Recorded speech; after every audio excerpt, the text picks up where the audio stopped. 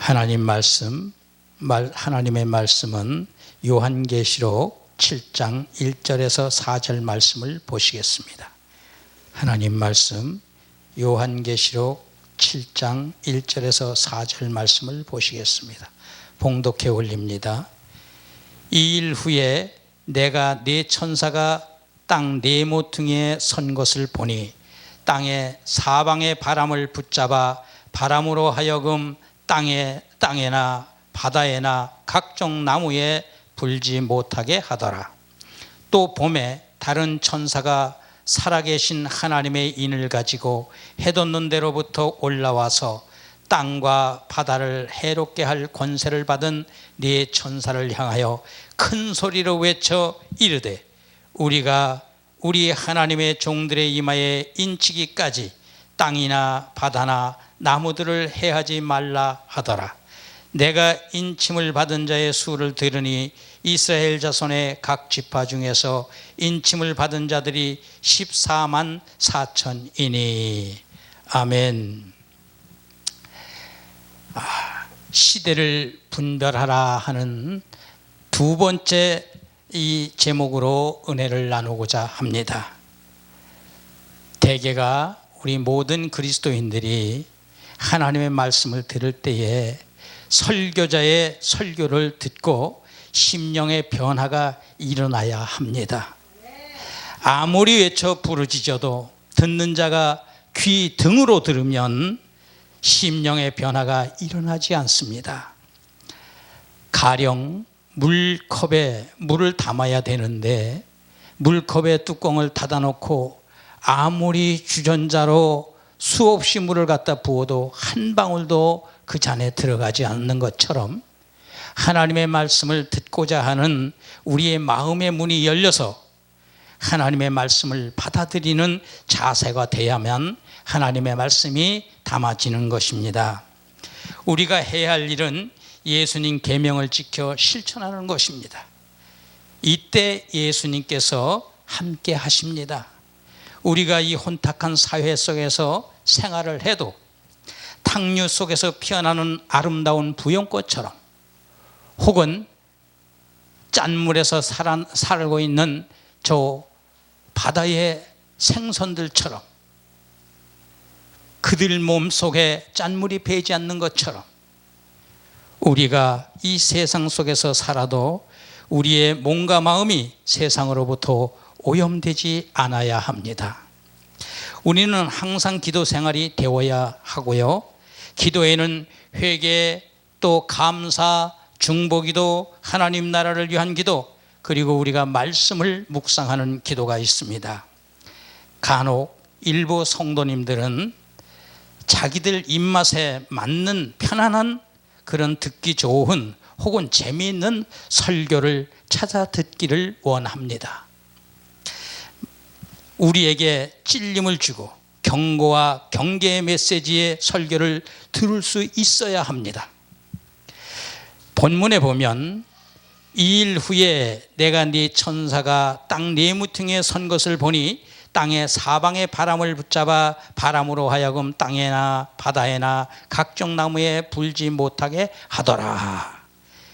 이 말씀이 우리 지금 현재 살아가는 이 현실에서 이미 이루어지고 있는 사실을 느낄 수가 있습니다.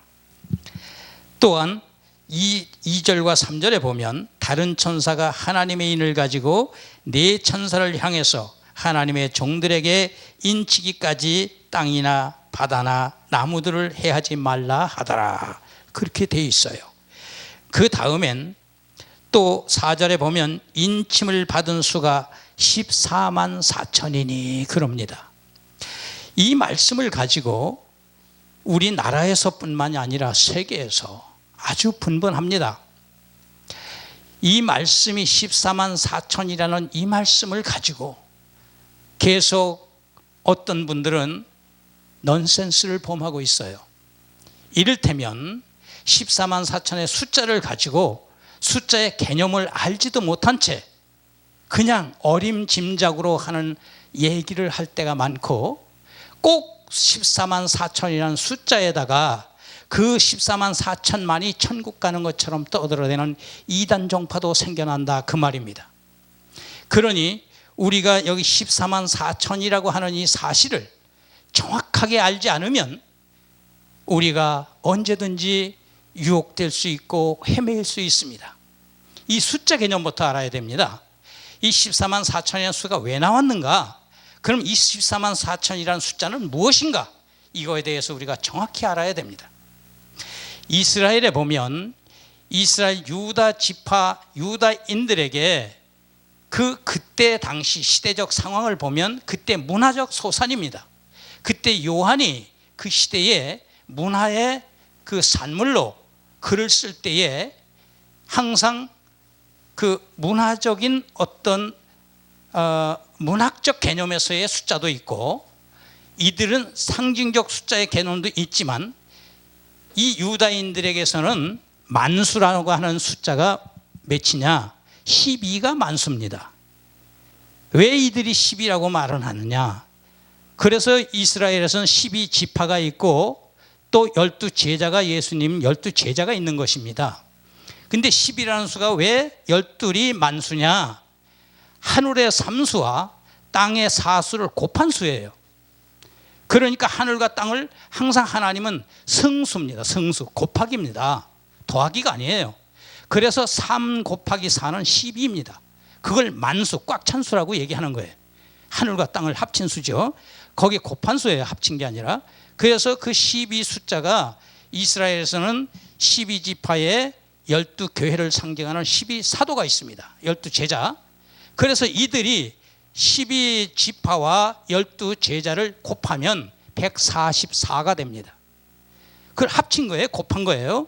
거기에다가 또 이스라엘 민족들이 크다, 많다라는 숫자를 표현할 때 천이라는 단어를 사용한답니다. 그 문화적 개념이 그래요. 그랬을 때 천을 딱 곱하니까 14만 4천이 딱 나온 거예요. 그래서 14만 4천이라는 숫자가 나온 것이지 무슨 14만 4천은 무슨 지파 계속 열거해 놓으니까 그 숫자만 딱 뽑아다가 그 숫자만 천국 가는 것처럼 사람들이 이해를 하고 있다 이 말입니다.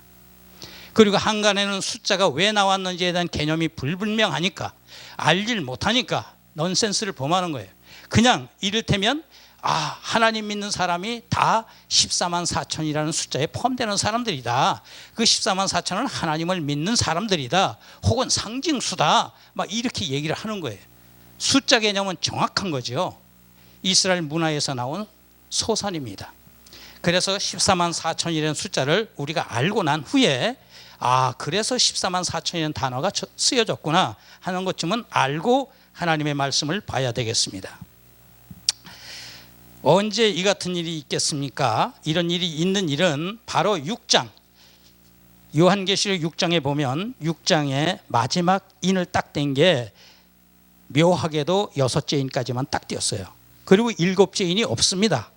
그런데 7째 인은 그 다음에 가서 8장에서 딱 7째 인을 띱니다. 6째 인을 딱 떼고 난 다음에 바로 7장에 와가지고 이런 현재 마지막 때에 일어나는 징조를 말씀하고 계십니다. 이 예언이 성취가 지금 되고 있다는 사실이죠. 본문 1절에 보면 네 땅 네 모퉁이라고 했습니다. 이것은 바로 동서남북을 가리키는 거죠. 이 지구촌의 동서남북을 가리키는 겁니다. 어떤 사람들은 지구가 평평하지 않으니까 네 모퉁이 그러면 지구를 평평하게 생각하느냐? 아닙니다. 둥글지요. 그러나 동서남북이라는 사방이라는 개념이 어느 장소에서나 있는 것입니다.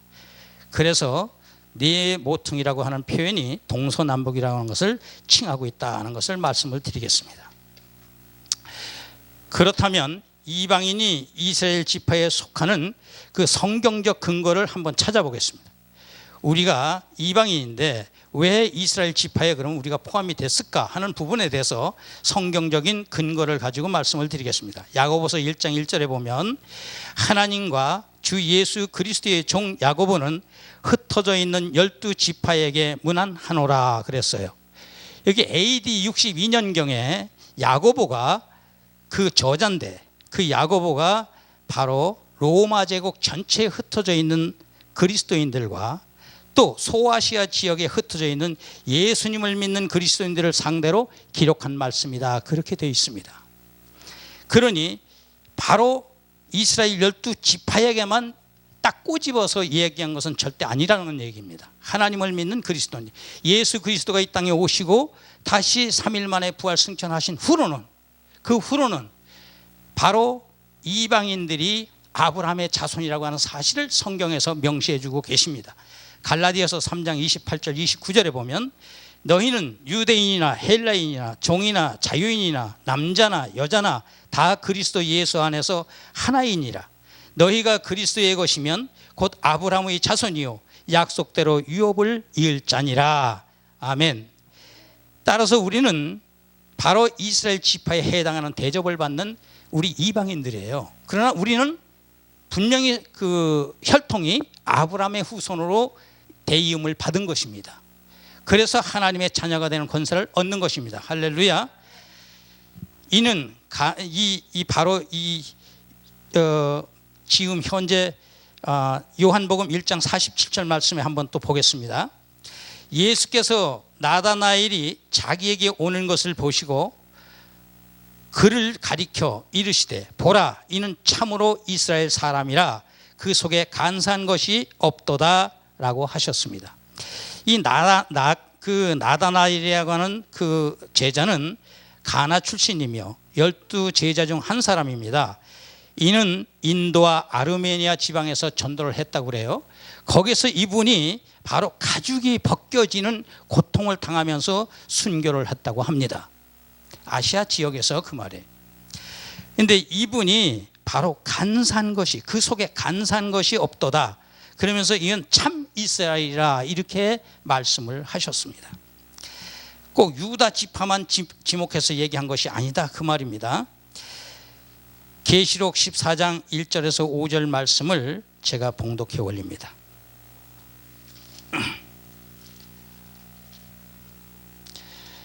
또 내가 보니 보라 어린 양이 시온산에 섰고 그와 함께 14만 4천이 서 있는데 그들의 이마에는 어린 양의 이름과 그 아버지의 이름을 쓴 것이 있더라. 내가 하늘에서 나는 소리를 들으니 많은 물소리와도 같고 큰 우레소리와도 같은데 내가 들은 소리는 검은 고 타는 자들이 그 검은 고를 타는 것 같더라. 그들이 보좌 앞 네 생물과 장로들 앞에서 새 노래를 부르니 땅에서 속량함을 받은 14만 4천 밖에는 능히 이 노래를 배울 자가 없더라. 이 사람들은 여자와 더불어 더럽히지 아니하고 순결한 자라. 어린 양이 어디로 인도하든지 따라가는 자며 사람 가운데서 속량함을 받아 처음 익은 열매로 하나님과 어린 양에게 속한 자들이니 그 입에 거짓말이 없고 흠이 없는 자들이라더라. 아멘. 거짓말이 없고 흠이 없다 그 말이에요. 이 거짓말이라는 단어를 한번 찾아봤어요. 이 영어로는 구엘 이렇게 돼 있어요. 즉 말하자면 G-U-I-L-E입니다. 구엘. 근데 이 거짓말이 헬라어로 또 혹은 히브리어로 찾아보니까 이게 뭐냐? 제가 쉽게 표현을 하면 감춰져 있는 내용을 말하는 언어예요. 그러니까 어떤 말을 할 때 그 속에 의미를 감춰놓고 말을 합니다. 그게 간사한 말이에요. 그걸 거짓말이라고 표현을 한 겁니다. 성경에서. 그 간사함은 이게 포장된 언어예요. 포장된 언어. 그런데 겉에서는 화려하게 보이는데 속은 계략과 음모가 들어 있습니다. 이 포장된 언어를 간사하다 그렇게 성경에 기록을 한 것입니다. 말 속에 자신의 유익이나 또 자신의 체면이나 계략이나 함수를 포장해서 말하는 것을 말합니다. 이것을 거짓말로 번역해 놓은 것이죠. 또 흠이 없다는 것은 성결하다는 의미도 되고 죄가 없다는 것을 의미하기도 합니다. 그렇지요. 죄 없는 사람이 어디 있어라고 반문을 할 것입니다. 그러나 우리 그리스도인들은 매일매일 하나님께 회개합니다. 매일매일 회개합니다. 죄를 터는 것이죠. 없애버리는 것이죠. 하나님을 통해서 그 말입니다. 예수님을 통해서. 그러니 죄가 없지요. 그래서 매일매일 죄를 회개하고 죄 없이 하는 것을 흠없다 그렇게 말씀하시는 것입니다. 할렐루야.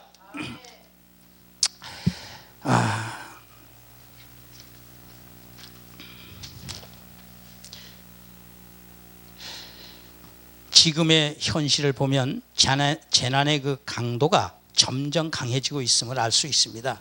재난의 바람이 세게 불고 있다는 말씀이죠.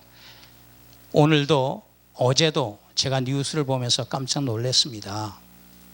일본에 있는 그 화산이 또 터졌어요. 또 저 러시아 지방에 있는 화산 5개가 연달아 터지고 있어요. 또 인도네시아에 있는 화산 6개가 연달아 터지고 있습니다. 지금 현재 그 말입니다. 과거에는 화산도 이제는 때로 나타나요. 그전에는 여기저기 가끔 한 번씩 터졌는데 이제는 연줄로 때로 그냥 막 터지는 거예요. 이런 걸 보면 우리가 뭔가 느낌이 와야 됩니다. 아, 하나님의 역사가 일어나고 있구나. 이게 하나님의 예언이 성취되고 있구나 하는 것을 우리가 느낄 수 있어야 됩니다.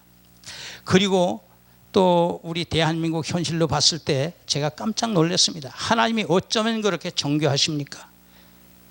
이거는 하나님을 믿는 사람들이라면 감각이 살아나야만 됩니다. 이를테면 바로 코비드 바이러스라고 하는 것이 왜 왔으며 왜 생겼으며 왜 전파되었는지를 알아야 됩니다. 원인을 죄 때문이잖아요. 타락 때문이잖아요. 대한민국에 보니까 신천지라는 걸 한번 쓸었습니다. 이단을 한번 거쳐서 또 지금 현재 그동안 잠잠했거니 했더니 또 클럽에서부터 번지기 시작했습니다.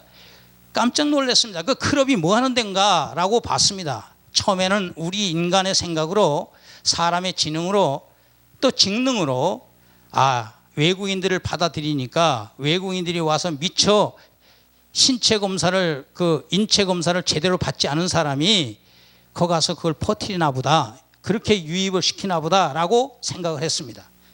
그런데 하나님 입장에서, 하나님을 믿는 그리스도인 입장에서 딱 생각을 해보니까 그게 아니었어요. 그곳은 바로 성소수자라고 거룩한 말을 합니다. 아주 좋은 말로 표현합니다. 그러나 조금 더 격한 말로 표현하면 동성애자들입니다. 동성애자들이 모이는 곳이 바로 이태원 클럽이라는 거예요. 떼거지로 모이는 거예요. 거기만 가면.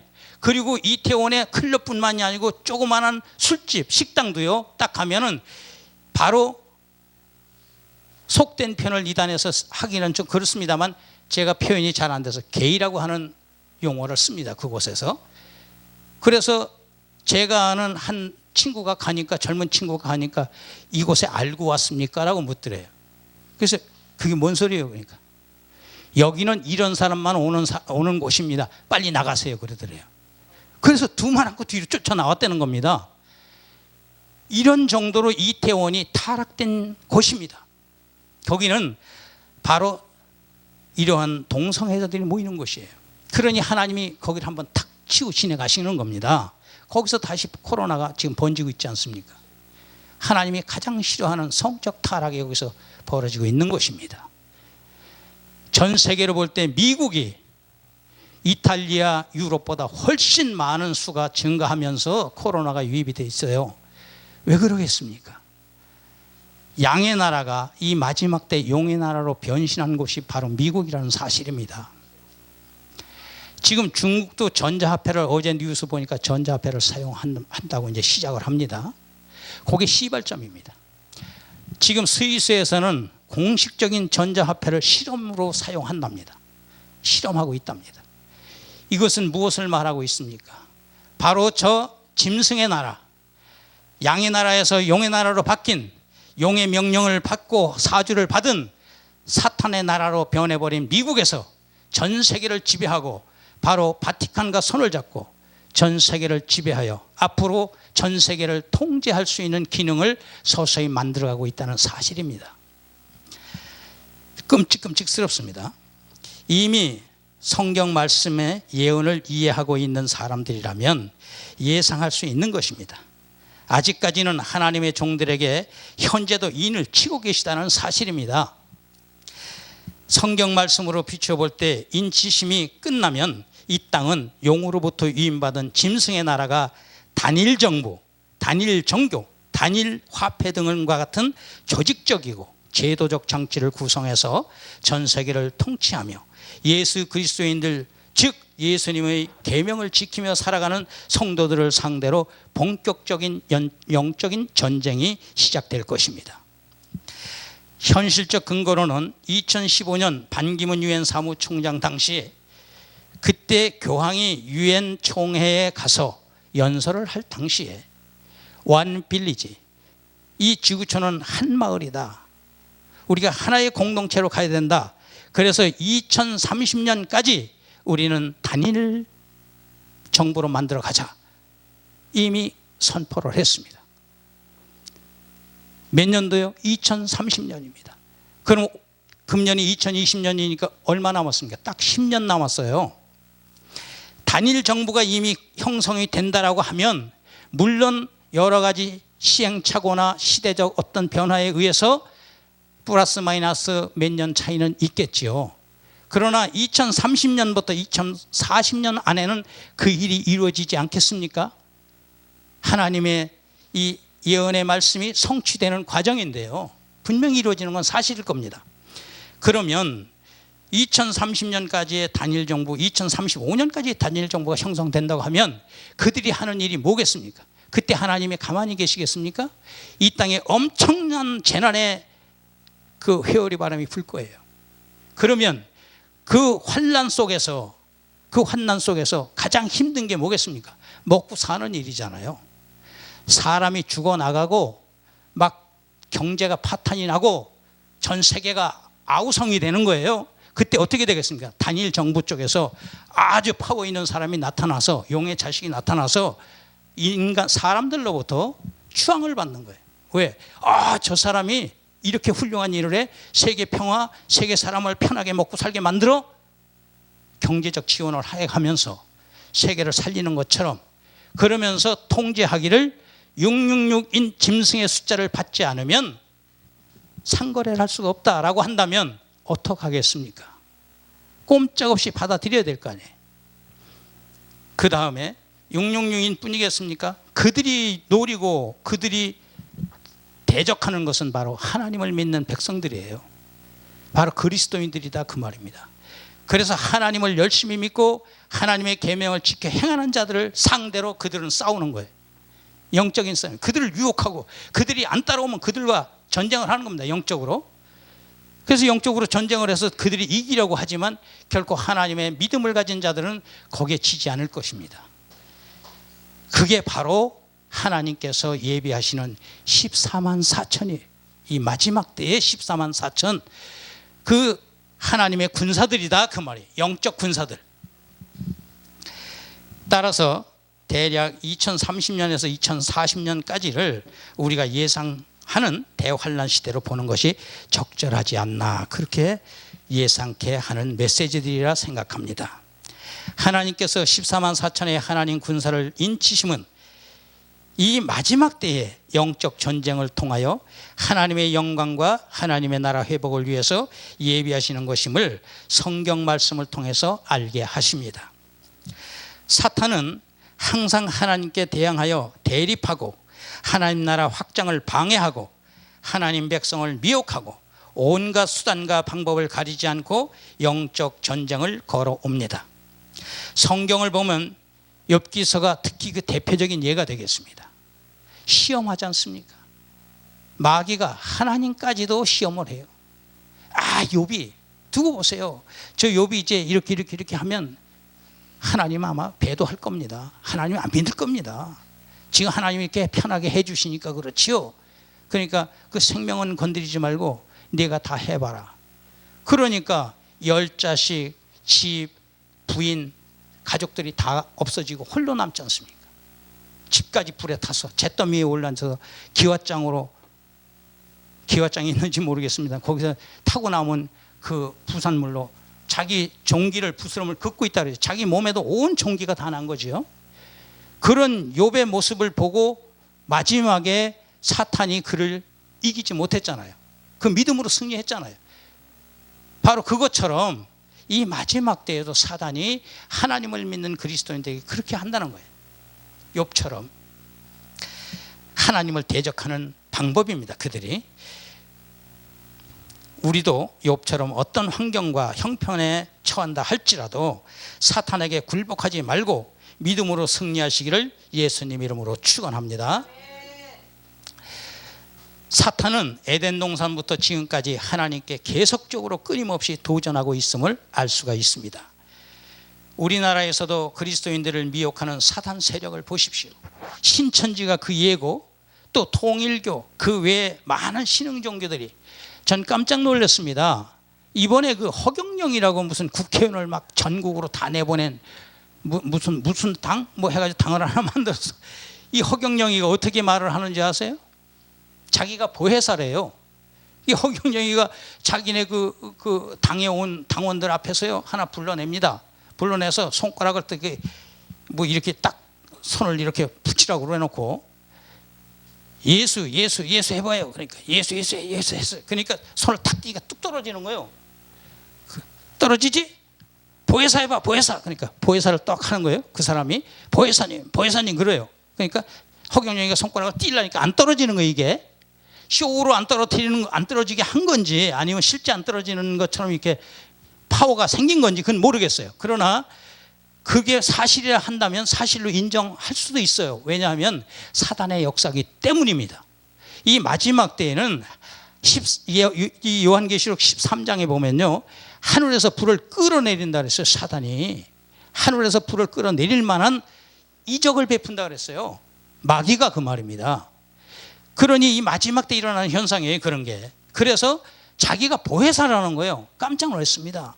내가 예수라는 자가 많이 있겠다고 하는 하나님의 말씀이 유독 대한민국에 왜 이렇게 많이 생기느냐 그 말이에요. 대한민국에 엄청납니다. 대한민국에. 그래서 깜짝 놀랐습니다. 이 사탄이 이렇게 역사를 하고 있구나. 많은 사람, 하나님을 믿지 않는 많은 사람 앞에서부터 딱 그게 미혹을 시키기 시작하는 거예요. 허경영이라고 하는 이상한 존재를. 근데 허경영이 뭐 했던 사람인가 또 뒤를 딱 뉴스에서 파서 그걸 들춰보더니 뉴스에 나왔습니다.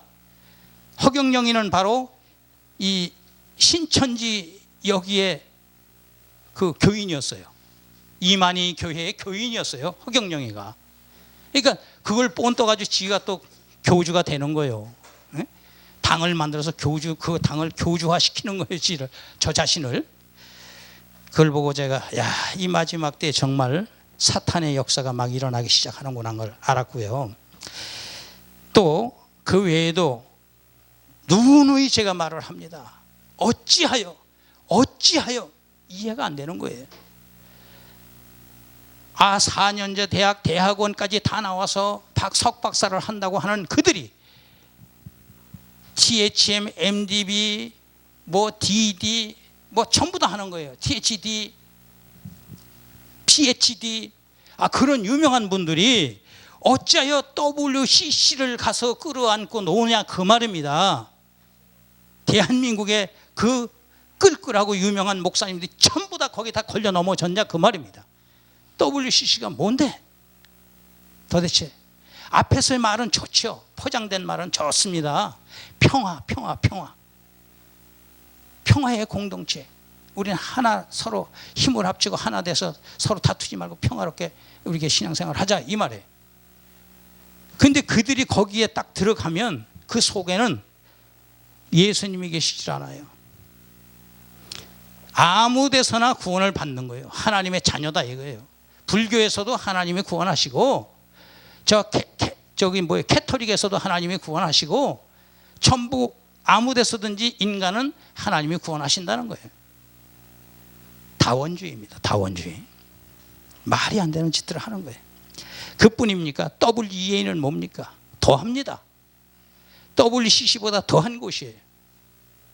거기는 대한민국에서 최고 보수의 그래도 가장 대표적이라는 합동이 거기에 가입을 하고 있다는 얘기입니다. 심각하지 않습니까? 이러니 하나님이 얼마나 가슴을 치시겠어요. 대한민국의 기독교 교계의 수가 많이 늘어났습니다. 그러고 보니까 뒤돌아보면 교인, 그리스도인을 만드는 게 아니라 교인 숫자 채우는 노름에 열심을 냈어요. 대한민국 교회들이. 성도 수 채우는데 혈안이 돼 있었던 그 사실이 대한민국 교회입니다. 지금 현재. 이게 대형 교회들이 전부 무너지고 있어요. 지금요.